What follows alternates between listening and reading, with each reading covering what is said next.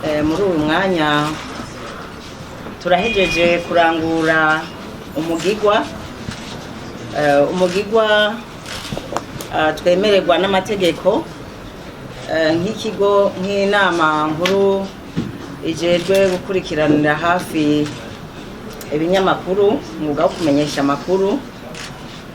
Turahejeje gushikiriza ku mugaragaro ikarata ndangamumenyesha amakuru izotuma mu minsi iza mushobora gushika ku mirimo noneho ataco mwinona ngo turahura n'ibibazo canke biriya.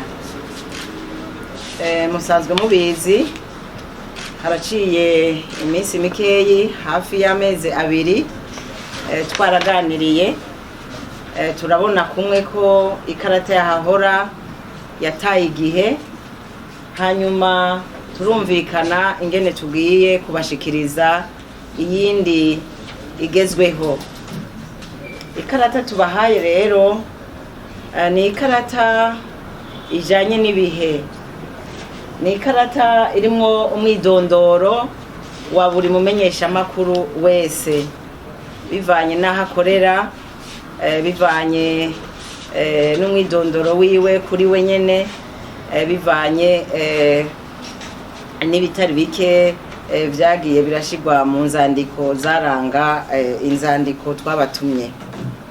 Hanyuma twebwe guhera uno munsi dufata yuko ubu mumenyesha amakuru uwo ari we wese agiye gusubira ku rubuga ashobora kubazwa ikarata y'umumenyesha amakuru.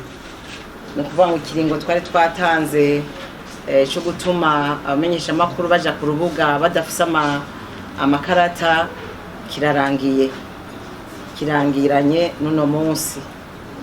Harashitse ngaha amadosiye y'ibimenyesha amakuru atari make, nibaza ko uno munsi tugeze ku gitigiri c'amadosiye hafi 1000. Uretse ko habayeho ugucegwa gatoyi mu kuyasohora, ariko uno munsi turashoboye gutanga ayashika 248. Gushika ku mugoroba hazoba hamaze gusohoka yarenga 500.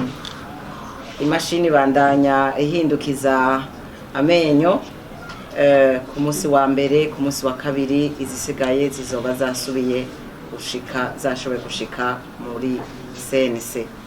Duhamagarira rero abadepoje, abashoboye kuzana amadosiye yabo mu rwego CNC ko kuva ku wa mbere batimiriwe kuhashika kugira ngo batore ayazoba yashoboye gusohoka, gutyo ntihagire uzogirira ibibazo ku rubuga yitwaza ko ikarata itashoboye kumushikira.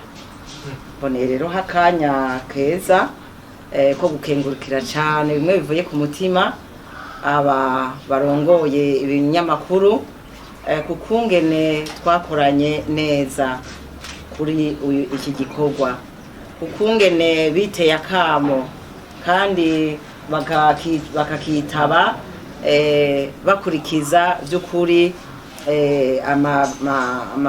intumbero twabahaye, na twebwe dukurikije intumbero twahawe n'ukora ayo makarata. Turabakenguruke rero no kumonga no kumugezi, turabakuriye ubwatsi kuko barashoboye kuduha ukuboko nk'uko natwe twakubahaye, dukorana dufatanye amaboko mu nda batere baje imbere.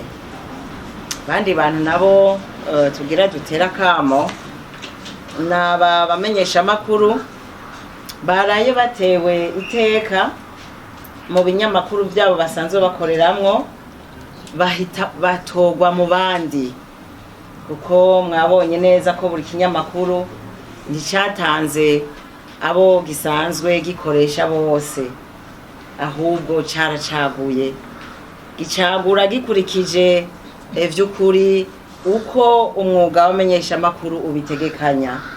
Bati mbega mubo dusanzwe dukoresha vy'ukuri nabahe babibereye, nabahe twohitamwo. icyo gikorwa rero baragikoze kandi bagikoze neza. Tukaba duteye akamo rero abo bamenyesha makuru bahiswe mu bandi bakaronka izo karata ndanga bamenyesha makuru ngo mugende kuri tere, mugende ku rubuga muzi ko mujanye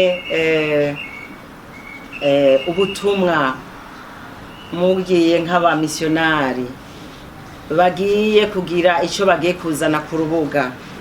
Ubu ntimuzovuga muti nta kindanga canke natumwe na benshi, yene ya maboko icyo mukunze kwita main invisible.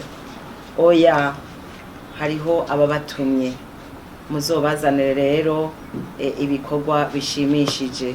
Mu yandi majambo ngo yo karata muzoyikoreshe mu bwenge n'ubwitonzi kugira ngo igituma muyikoresha kizobe ikigiriye akamaro mwene gihugu.